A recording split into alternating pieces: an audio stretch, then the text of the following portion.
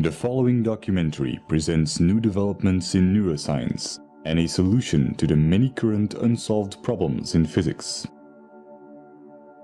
While it keeps clear of metaphysical correlations and is solely focused on scientifically verifiable data, it also has philosophical repercussions pertaining to life, death, and the origin of the universe. Due to its many layers and density in presentation, it may require multiple viewings to fully comprehend its implications, even though considerable effort has been made to simplify the complex scientific concepts that are discussed. Furthermore, I would like to thank the author for allowing me to follow and report on his work, as he wanted to remain dedicated to his research and avoid becoming involved in its media coverage.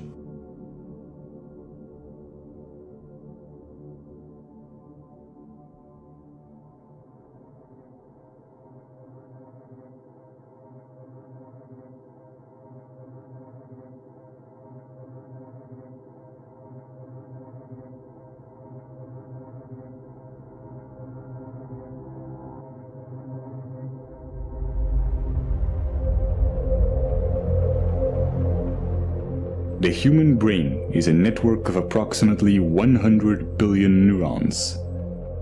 Different experiences create different neural connections which bring about different emotions.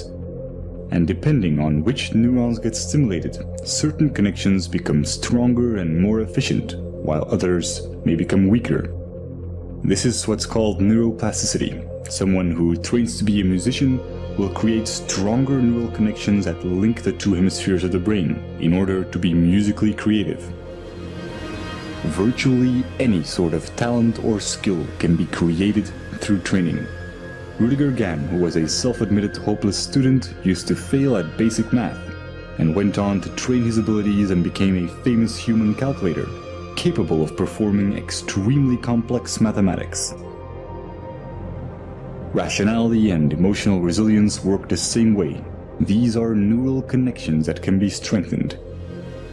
Whatever you are doing at any time, you are physically modifying your brain to become better at it.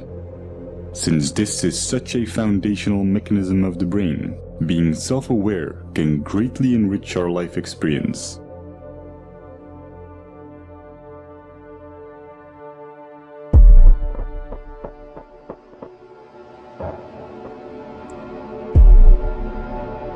Specific neurons and neurotransmitters, such as norepinephrine, trigger a defensive state when we feel that our thoughts have to be protected from the influence of others.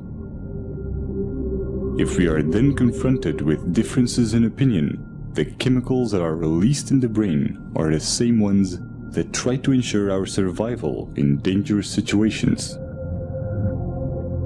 In this defensive state, the more primitive part of the brain interferes with rational thinking, and the limbic system can knock out most of our working memory, physically causing narrow-mindedness. We see this in the politics of fear, in the strategy of poker players, or simply when someone is stubborn in a discussion. No matter how valuable an idea is, the brain has trouble processing it when it is in such a state. On a neural level, it reacts as if we're being threatened, even if this threat comes from harmless opinions or facts that we may otherwise find helpful and could rationally agree with.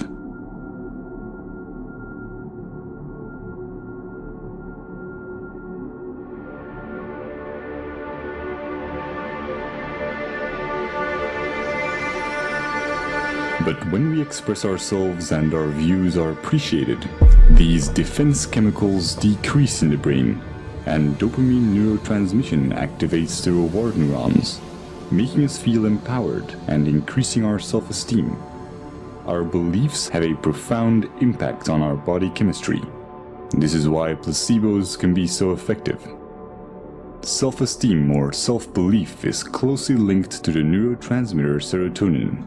When the lack of it takes on severe proportions, it often leads to depression, self-destructive behavior, or even suicide. Social validation increases the levels of dopamine and serotonin in the brain, and allows us to let go of emotional fixations and become self-aware more easily.